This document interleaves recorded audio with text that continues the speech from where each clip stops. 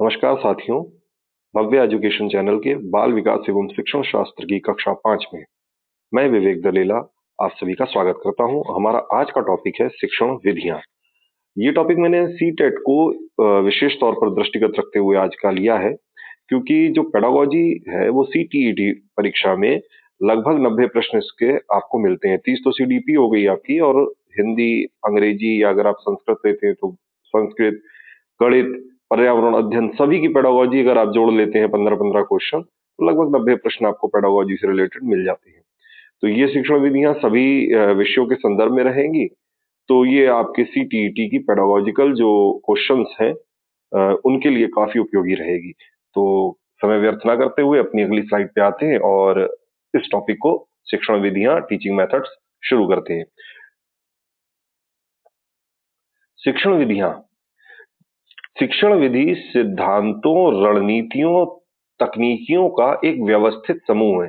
जब हम बात करते हैं कि शिक्षण विधियां क्या है, तो हमें ध्यान रखना है कि शिक्षण विधियां सिद्धांतों, जो भी शिक्षण के सिद्धांत होते हैं, रणनीतियों, तकनीकियों का एक व्यवस्थित समूह है, जिनका उपयोग शिक्षक द्वारा छात्रों को ज्ञान कौशल प्रदान करने के लिए किया जाता है, ताकि सीखने की प्रक्रिया प्रभावी और रुचिकर बन सके। तो शिक्षण विधियों का मुख्यतः उद्देश्य ये है कि वो वांछित परिवर्तन जो चाहते हैं छात्र के अंदर, उसके उद्देश्य को ध्यान में रखते हुए हम सिद्धांतों, रणनीतियों, तकनीकियों का एक व्यवस्थित समूह है। तो शिक्षण विधि एक व्यापक प्रत्यय है, जिसके अंतर्गत शिक्षण के सिद्धांत आते हैं, शिक्षण की नीतियां आती हैं, शिक्षण की तकनीकी आती है, और उन सभी को मिला करके बनती है शिक्षण विधि। उद्देश्य क्या होता है? शिक्षक छात्रों को ज्ञान और कौशल प्रदान करना चाहता है, और इस प्रकार देना चाहता है कि जो शिक्षण की प्रक्रिया है या जो लर्निंग प्रोसेस है वो इफेक्टिव हो और इंटरेस्टफुल हो, रुचिकर हो, प्रभावी हो। ठीक है।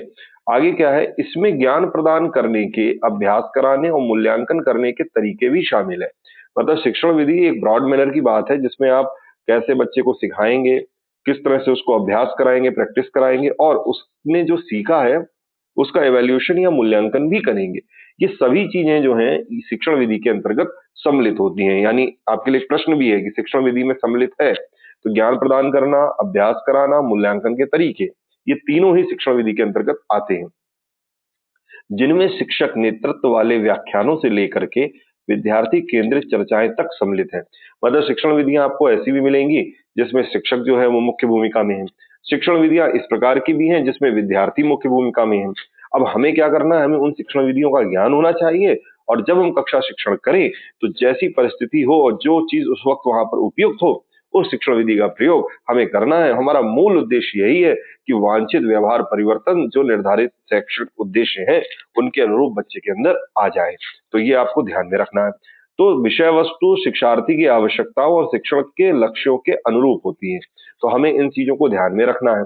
आगे बढ़ते हैं। इनमें व्याख्यान, मतलब शिक्षण विधियों में क्या क्या आ जाता है, तो देखिए व्याख्यान विधि है, लेक्चर मेथड, ग्रुप टीचिंग, समूह शिक्षण, इंक्वायरी बेस्ड टीचिंग, पूछताछ आधारित शिक्षण, फ्लिप्ड क्लासरूम। अभी इसको भी हम आगे देखेंगे कि फ्लिप्ड क्लासरूम क्या होता है, जैसी शिक्षण विधियां शामिल है।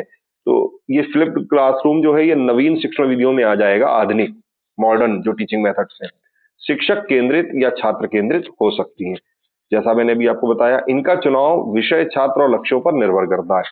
देखिए किसी भी शिक्षण विधि, चाहे वो टीचर्स ओरिएंटेड हो या वो स्टूडेंट ओरिएंटेड हो, शिक्षक को केंद्र में रख के या छात्र को केंद्र में रख के उसका चयन शिक्षक कक्षागत परिस्थितियों को, अपनी विषय वस्तु को, अपने शैक्षिक उद्देश्यों को और छात्र की व्यक्तिगत भिन्नता को ध्यान में रख करके करता है। इसीलिए different type of teaching methods हैं, लेकिन हमें उनका नॉलेज होना चाहिए।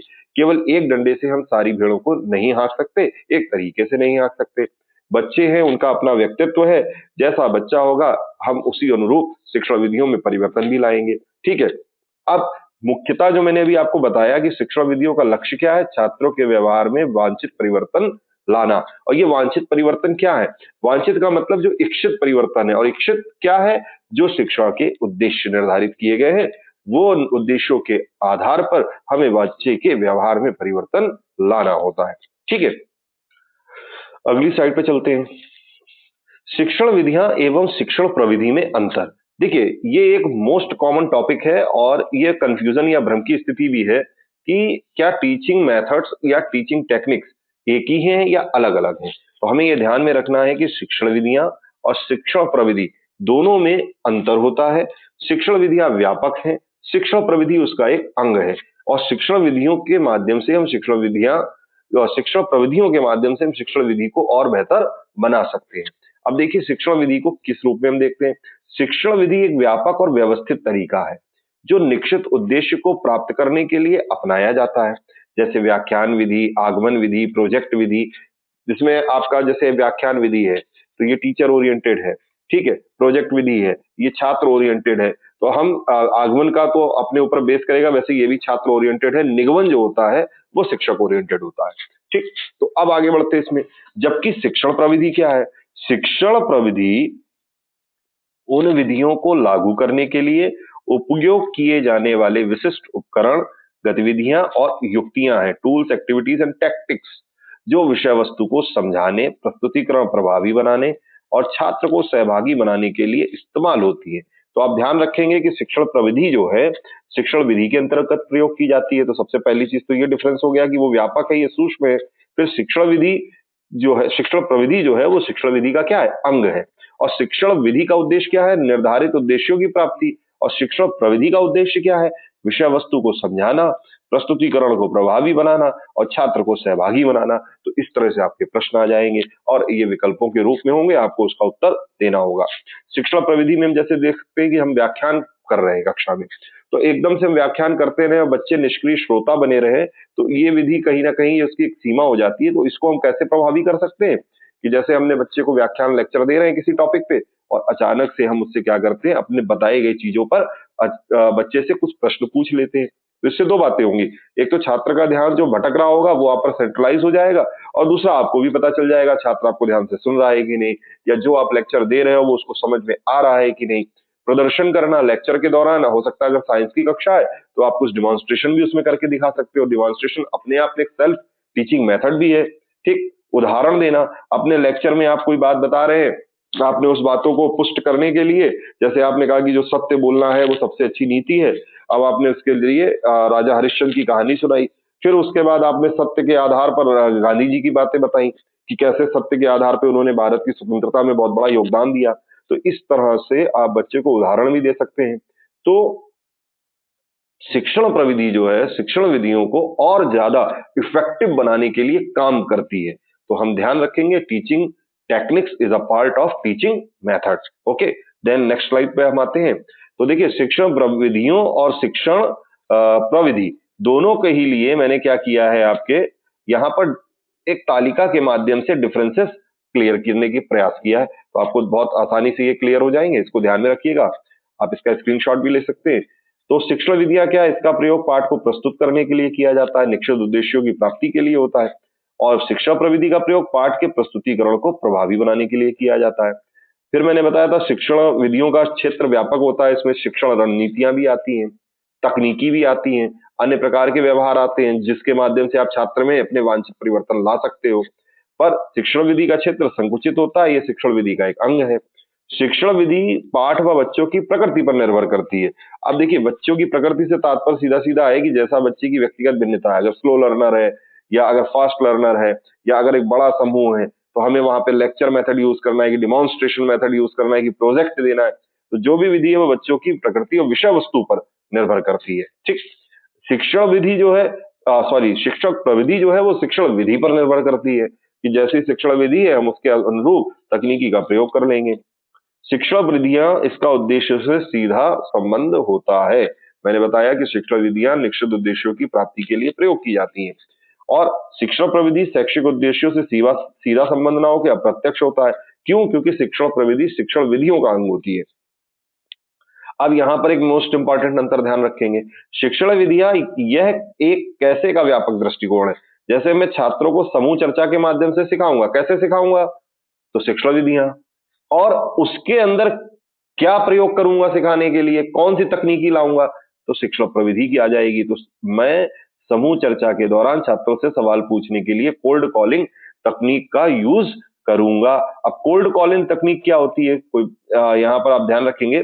कोल्ड कॉलिंग का मतलब क्या है कि अगर आप लेक्चर मेथड से पढ़ा रहे हैं या आप मान लीजिए प्रश्नोत्तर विधि से भी पढ़ा रहे हैं, तो आपने क्या देखा, कक्षा में कुछ बच्चे ऐसे होते हैं कि अगर आप क्वेश्चनिंग कर रहे हो तो वो शांति रहते हैं और पीछे बैठ जाते हैं और कोई एक्टिविटी नहीं करते और छुपने का प्रयास करते हैं। तो कोल्ड कॉलिंग में क्या किया जाता है, प्रत्येक बच्चे की प्रतिभागिता सुनिश्चित की जाती है, उसके अधिगम को सुनिश्चित करने का प्रयास किया जाता है और इस तरह से कोशिश की जाती है कि सभी बच्चे सक्रिय सहभागी सदस्य बन जाएं कक्षा के। और इसके लिए हम कोल्ड कॉलिंग, कॉलिंग माने बुलाना, कोल्ड माने जो बच्चा नहीं बोल रहा है या जो प्रतिभाग नहीं कर रहा है या उत्तर नहीं देना चाह रहा है, हम उसको डायरेक्ट नाम लेकर के बुलाएंगे और फिर उसके माध्यम से प्रश्नों का उत्तर जानने का प्रयास करेंगे, उसको प्रोत्साहित भी करेंगे।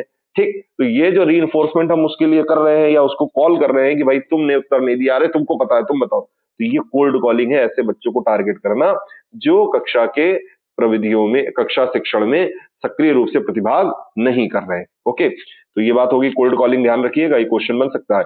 शिक्षण की सामान्य संरचना क्या है, शिक्षण विधियां, और शिक्षण की विशिष्ट संरचना क्या है, शिक्षण प्रविधि। तो याद रखेंगे, सामान्य संरचना यानी कि एक बड़ा ब्रॉड मैनर है और अलग अलग परिस्थितियों में उसको यूज करते हैं, और उसके अंतर्गत विशिष्ट तकनीकियां जब हम प्रयोग करेंगे तो शिक्षण प्रविधि विशिष्ट संरचना में आ जाएगा। शिक्षण विधियों द्वारा पाठ की जानकारी दी जाती है और शिक्षण प्रविधि का प्रयोग क्या होता है, ज्ञान को हम कैसे प्रभावी बनाए। प्रभावी बनाने का मतलब ही यही होता है कि ज्ञान को स्थायी बनाना। याद रखिए, कोई भी टीचिंग मेथड इफेक्टिव तब कहलाता है जब उसके माध्यम से छात्र सुगमता और स्थायी रूप से अधिगम कर लेता है। अगर उसका अधिगम भूल रहा है या वो अधिगम स्थायी नहीं हो पा रहा है तो इसका मतलब वो टीचिंग मेथड आपका इफेक्टिव नहीं है, क्योंकि स्थायी कब होगा, रटने से नहीं होगा, समझने से होगा। अगर आपके मेथड में छात्र सक्रिय है, छात्र को रुचि है, छात्र प्रतिभाग कर रहा है, तो वो निश्चित तौर पर उस अधिगम प्रक्रिया में उसका जो ज्ञान होगा वो स्थायी होगा और तभी वो टीचिंग मेथड इफेक्टिव कहलाएगा। तो इफेक्टिवनेस जो है टीचिंग की, वो इसके ज्ञान के स्थायी रहने को इंगित करती है, ये ध्यान रखिएगा मेरी बात। ठीक है, तो अगली स्लाइड पे हम आ जाते हैं। अच्छी शिक्षण विधि की विशेषताएं। देखिए, सीटेट में जो क्वेश्चंस आते हैं उसमें पूछ लेता है कि अच्छे टीचिंग मेथड्स की निम्नलिखित के अतिरिक्त विशेषता होगी। तो अब आपको ध्यान रखना है कि तीन ऐसी जो नहीं है, एक ऐसी है, या के अतिरिक्त होगी, तो एक कैसी है जो नहीं है उसको चयनित कर लेना आंसर में। तो इस तरह से प्रश्न आ सकते हैं, तो हमें इसको भी जानना जरूरी है कि अच्छी टीचिंग मेथड्स की क्या कैरेक्टरिस्टिक्स या विशेषताएं हो सकती हैं, ये आपको ध्यान में रखनी है। तो चलिए देखते हैं। सबसे पहली बात, एक अच्छा टीचिंग मेथड जो है वो चाइल्ड सेंटर्ड होगा या बाल केंद्रित होगा। यानी शिक्षा का केंद्र क्या होगा, बालक के। तो हम सभी जानते हैं वर्तमान में जो है साइकोलॉजी का रोल ही यही रहा कि उसने शिक्षा को शिक्षक केंद्रित से बाल केंद्रित बनाया। और बाल केंद्रित का मतलब ही यही है कि बच्चे की व्यक्तिगत आवश्यकताओं और प्रकृति के अनुसार शिक्षा दी जाए। फिर दूसरी चीज क्या है, सक्रिय भागीदारी। अभी इससे पहले मैंने आपको बोला भी यही चीज कि इफेक्टिव टीचिंग मेथड का जो है यूज ही यही है, सक्रिय भागीदारी। तो छात्र निष्क्रिय श्रोता ना रहे, बल्कि प्रश्न पूछकर, चर्चा करके सीखने में सक्रिय रूप से शामिल हो। जो भी आप टीचिंग मेथड यूज कर रहे हो उसमें कहीं ना कहीं छात्र की सहभागिता सक्रिय रूप से आप अगर कराते हो तो वो टीचिंग मेथड इफेक्टिव है। तो टीचिंग मेथड कोई भी यूज करो, उसके अंदर टेक्निक ऐसी यूज करो कि जिससे सक्रिय भागीदारी बच्चे की सुनिश्चित हो सके। आत्म प्रेरणा, छात्रों में सेल्फ मोटिवेशन हो, स्वयं सीखने की इच्छा और रुचि जगाती हो, ऐसे टीचिंग मेथड्स हमें यूज करने चाहिए। स्पष्ट उद्देश्य, यह एक निश्चित लक्ष्य के साथ योजनाबद्ध होती है जिससे वांछित परिणाम प्राप्त होते हैं। आप जो भी टीचिंग मेथड यूज कर रहे हो वो टीचिंग मेथड के लक्ष्य निश्चित होने चाहिए, और अगर ऐसा होगा तो वो आपकी वांछित परिवर्तन लाने में महत्वपूर्ण भूमिका निभाएगी। प्रगतिशील और लचीली हो, तो देखिए प्रगतिशील का मतलब आप पारंपरिक अगर आप यूज भी कर रहे हो तो उसमें टीचिंग टेक्स्ट आप मॉडर्न यूज कर लीजिए, तो मेथड आपका क्या हो जाएगा, हाइब्रिड हो जाएगा और वो आज के समय के हिसाब से अनुकूल हो जाएगा। ठीक, दूसरी चीज लचीलापन क्या है, आप कोई भी मेथड यूज करो, ऐसा उसमें ना तरीका हो कि हमने लेक्चर मेथड लिया है तो हम लेक्चर ही देंगे, हम क्वेश्चन नहीं पूछेंगे, पहले पढ़ा लेंगे फिर देखा जाएगा। तो ऐसा नहीं, उसमें आपको फ्लेक्सिबिलिटी लानी होगी। अगर बच्चे को आपके लेक्चर के दौरान चीजें समझ में नहीं आ रही है, अरुचि उत्पन्न हो रही है, तो अपने मेथड्स में कुछ चेंजेस कर सकें, कुछ नए टैक्टिक्स यूज कर सकें प्रविधियों के रूप में। तो ये आपको ध्यान में रखना है। ठीक, तो ये समय छात्रों की जरूरतों के अनुसार बदलती हुई नई तकनीकों को अपनाती है। जो बात मैं आपसे कह रहा हूँ कि जो भी मेथड है उसमें टैक्टिक्स जो आप लाएं या टेक्निक जो आप लाएं वो आप नवीन यूज करें, मॉडर्न यूज करें, जिससे सक्रिय भागीदारी सुनिश्चित हो सके।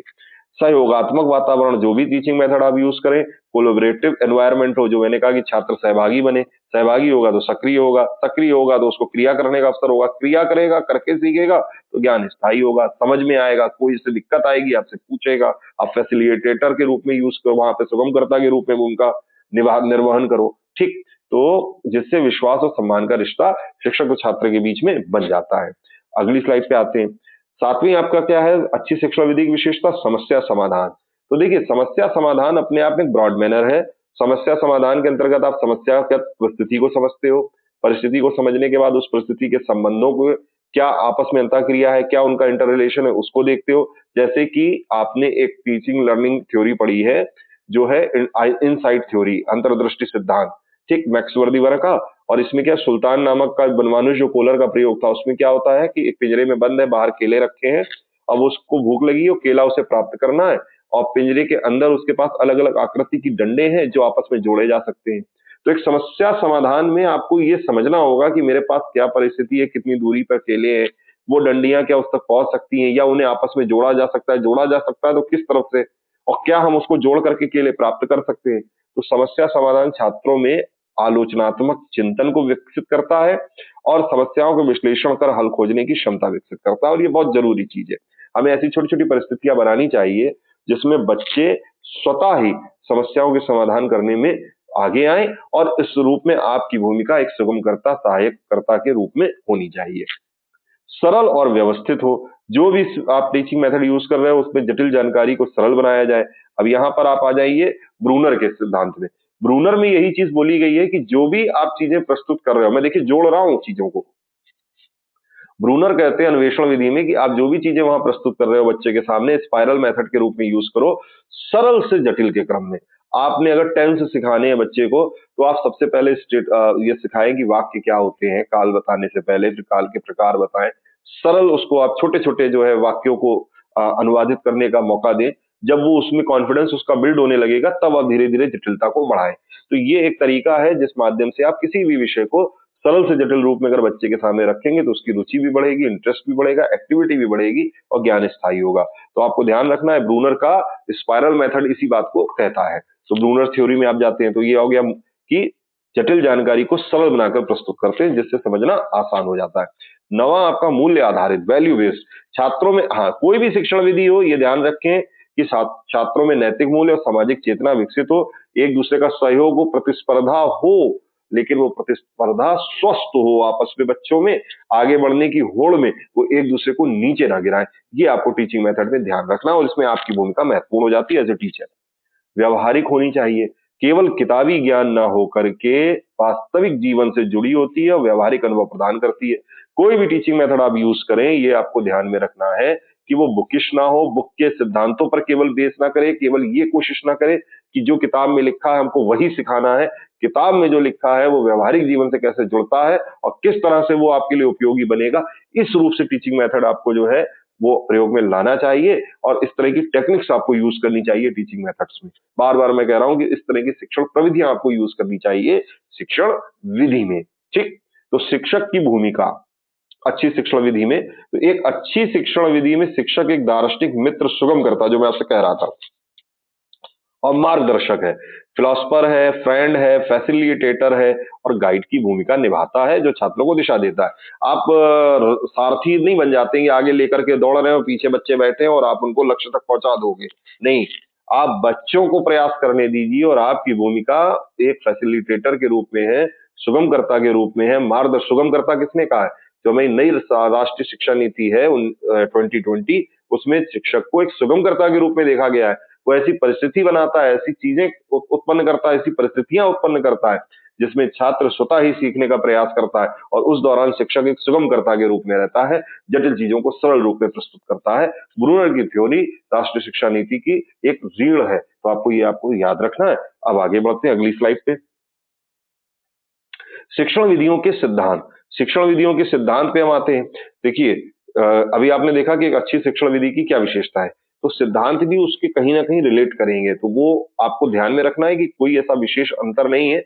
लेकिन फिलहाल जब आपके सीटीईटी में पेडागोजिकल अगर आपके इश्यूज में अगर ये प्रश्न आता है किसी भी विषय में, चाहे हिंदी में, अंग्रेजी में, संस्कृत में या गणित में या पर्यावरण अध्ययन में या सामाजिक अध्ययन में, वहां पे भी शिक्षण विधियां ही आपको प्रयोग में लानी है। तो एक दो क्वेश्चन तो आपको हर एक में मिलेंगे, चार पांच क्वेश्चन तो आपके लगने हैं इस क्लास में।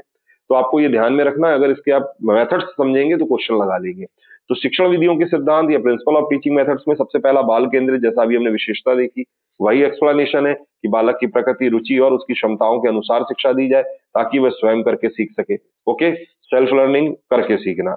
नंबर दो, मनोवैज्ञानिक विधि पर आधारित हो। देखिए, मनोवैज्ञानिक सिद्धांत यही कहते हैं कि व्यक्तिगत भिन्नता होनी चाहिए, उसको सम्मान देना चाहिए बच्चे की व्यक्तिगत भिन्नता को, उसकी रुचि, उसकी गति, उसकी आवश्यकता, उसकी क्षमता, उसकी अभिक्षमता, इसके आधार पर आपको शिक्षण विधि का चयन, विषय वस्तु का चयन करना चाहिए। तो ये मनोवैज्ञानिक सिद्धांतों का प्रयोग ही तो आया जिसने शिक्षण विधियों को बाल केंद्रित बनाने पर जोर दिया।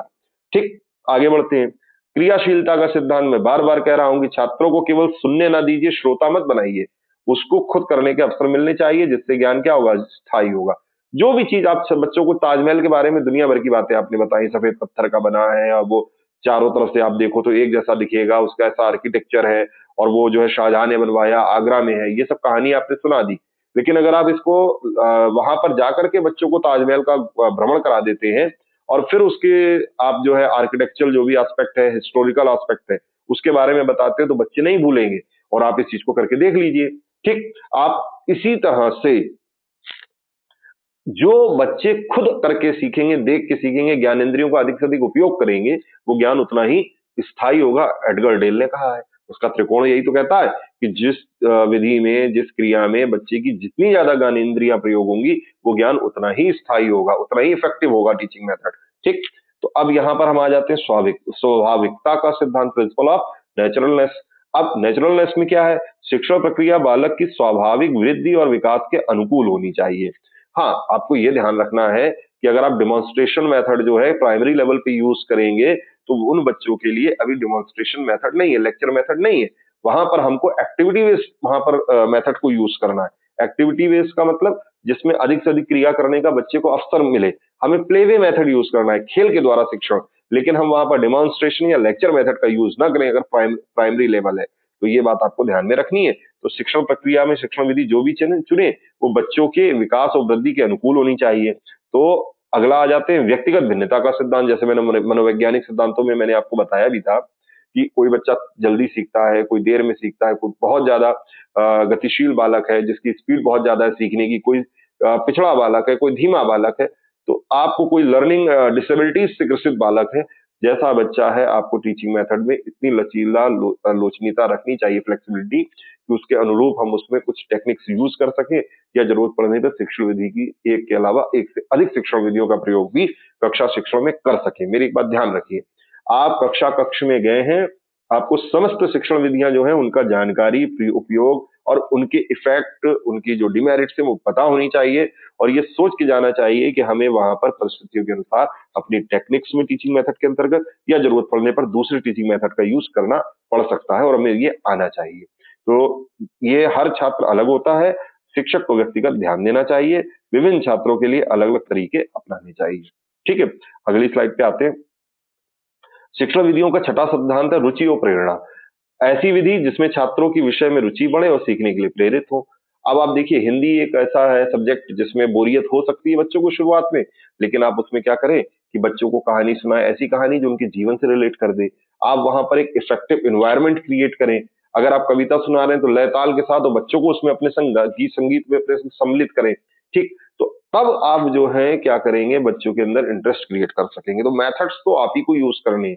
सब्जेक्ट बच्चे को बोर ही लगेंगे, लेकिन उसको रुचिकर आपको बनाना है। ठीक, तो ये आपका क्या है, कौशल है। तो आपको ये ध्यान में रखना है। सामूहिकता और सामाजिकता का सिद्धांत। सामूहिकता और सामाजिकता का सिद्धांत जो है, छात्रों में सहयोग, प्रेम, सामाजिक गुणों का विकास, छात्रों समाज में घुल मिल सके। देखिए, कक्षा में जैसा आप छात्रों के आपस संबंध बनाने में सुगमकर्ता के रूप में भूमिका निभाएंगे, और जितना अच्छा बनाएंगे, वो समाज में भी उतने ही अच्छे बच्चे बनेंगे। याद रखिए, अगर आप यहाँ उनके अंतर्गत ऐसी प्रतिस्पर्धा बना देते हैं जिसमें वो एक दूसरे से दुश्मनी करने लगे, तो कहीं ना कहीं वो ऐसा समाज में भी करेंगे। तो हमें ये ध्यान रखना है कि कक्षा का वातावरण स्वस्थ हो और ऐसा सामाजिक हो जिसमें वो एक दूसरे का सहयोग करें, अच्छे नागरिक बने। और जब वो समाज में जाएंगे तो उनके अंदर ये गुण विकसित रहेंगे और वो समाज में भी ऐसी ही भूमिका निभाएंगे। तो ऐसी शिक्षण विधि आपकी हो, ऐसी शिक्षण प्रक्रिया हो। योजना और उद्देश्य का सिद्धांत। तो देखिए, शिक्षण हमेशा एक निश्चित उद्देश्य के साथ प्लान्ड होना चाहिए, नियोजित होना चाहिए, जिसमें सीखने के लक्ष्य, मूल्यांकन और गतिविधियों का संरेखण हो। देखिए, मैंने फिर कहा, शिक्षण विधियों में मूल्यांकन भी आता है, ठीक है, अभ्यास भी आता है, सीखने के तरीके भी आते हैं। तो हम ये सब ऐसे चुने जिसके और पहले से निर्धारित करके रखे, और इतनी उसमें फ्लेक्सिबिलिटी रखे कि जरूरत पड़ने में परिवर्तन कर सके, तो हमारी शिक्षण विधि इफेक्टिव होगी। स्पष्टता और निश्चितता का सिद्धांत। तो प्रिंसिपल ऑफ क्लैरिटी और डेफिनेटिवनेस जो है, वो आपकी प्रश्न या पाठ्य सामग्री स्पष्ट और निश्चित होनी चाहिए, ताकि छात्र उसे आसानी से समझ सके। तो हमें ये ध्यान रखना, ये पीछे भी मैं क्लियर कर चुका हूं आपको। अगली स्लाइड पे आते हैं। शिक्षण विधियों के सिद्धांत। रचनात्मकता और समस्या समाधान का सिद्धांत। 10वां सिद्धांत हमारा कि हम बच्चे को क्रिएटिविटी और प्रॉब्लम सॉल्विंग उसके अंदर डेवलप करें। एक बात ध्यान रखिए, समस्या समाधान और क्रिएटिविटी या सृजनात्मकता का आपसी सहसंबंध है, क्योंकि अगर बच्चे के अंदर प्रॉब्लम सॉल्विंग होगी तो उसके अंदर क्रिएटिविटी भी इजीली डेवलप हो जाएगी, क्योंकि क्रिएटिविटी के लिए समस्या समाधान योग्यता भी चाहिए। बच्चे के अंदर किसी भी नई परिस्थिति में कोई समस्या उत्पन्न हो रही है, तो उसको वो किस नए तरीके से हल कर सकता है, ये उसकी क्रिएटिविटी है, और हल कर सकता है, ये समस्या समाधान क्षमता है। ये मूलतः इनमें अंतर है। तो ध्यान रखिएगा, हल कर रहा है तो समस्या समाधान, और नवीन तरीके से हल कर रहा है तो सृजनात्मकता। ठीक, आपने कहा कि किसी आपके साथी हैं और उन्होंने कहा कि भाई हम लोगों को क्रिकेट खेलना है, बाहर बारिश हो रही है, क्या किया जाए? तो एक बच्चे ने क्या किया, एक काम करते हैं, घर में हम ऐसा ऐसा करते हैं, साड़ी लगा देते हैं, नेट बना देते हैं उससे, क्योंकि नेट तो अपने पास है नहीं, और फिर हम लोग क्रिकेट खेलते हैं। तो उसने उस समस्या को जो समाधान निकाला, तो उसने अगर नवीन समाधान दिया है तो उसके अंदर क्रिएटिविटी है, और उसने ये समाधान दे पाया है, तो इसका मतलब उसके अंदर प्रॉब्लम सॉल्विंग है। तो ध्यान रखिएगा। पुनरावृत्ति और अभ्यास का सिद्धांत। तो अब कोई भी विधि में आप रिपीटिशन का स्पेस रखेंगे, क्योंकि बिना अभ्यास के जो है कोई भी आपका ज्ञान जो है स्थायी नहीं हो पाता। अभ्यास के अभाव में ज्ञान जो है विस्मृत होने लगता है। थॉर्नडाइक का सिद्धांत है अभ्यास और अनभ्यास। ठीक है, तो आपको याद रखना है कि प्रैक्टिस के अवसर रखें शिक्षण विधि में, ये तो बहुत जरूरी है। ठीक, और अब इस चीज को बनाने के लिए आपको ऐसा शिक्षण विधि में स्पेस देना होगा कि जो भी चीजें बच्चे सीख रहे हैं उसको हम अभ्यास के माध्यम से और पक्का कर दें। तो ये सिद्धांत शिक्षकों को प्रभावी शिक्षण योजना बनाने और छात्रों के सर्वांगीण विकास में मदद करते हैं। ठीक है, तो आज की जो हमारी कक्षा है ये हम यहाँ पे समाप्त करेंगे, क्योंकि अब जो अगली स्लाइड है हमारी, वो शिक्षण विधियों के प्रमुख प्रकार है। तो हम इसको नेक्स्ट कक्षा में लेते हैं, क्योंकि ये कक्षा काफी लंबी हो चुकी है। तो पहले आप लोग शिक्षण विधियों के विशेषताओं, सिद्धांतों, इसको समझ लें, शिक्षण विधि प्रविधि में अंतर समझ लें। अगर इसमें कहीं कोई आपको क्वेश्चन हो तो मुझसे कमेंट में पूछ सकते हैं, या मेरे टेलीग्राम चैनल पे अपना जो भी आपको समस्या है वो वहां पर व्यक्त कर सकते हैं। मेरा प्रयास रहेगा कि मैं उसको क्लियर करने में आपका मदद कर सकूं। ठीक, ओके। तो आज की कक्षा के लिए आप सभी का धन्यवाद। मेरे चैनल को लाइक, सब्सक्राइब और शेयर अवश्य कीजिएगा, ये मेरा आपसे निवेदन है।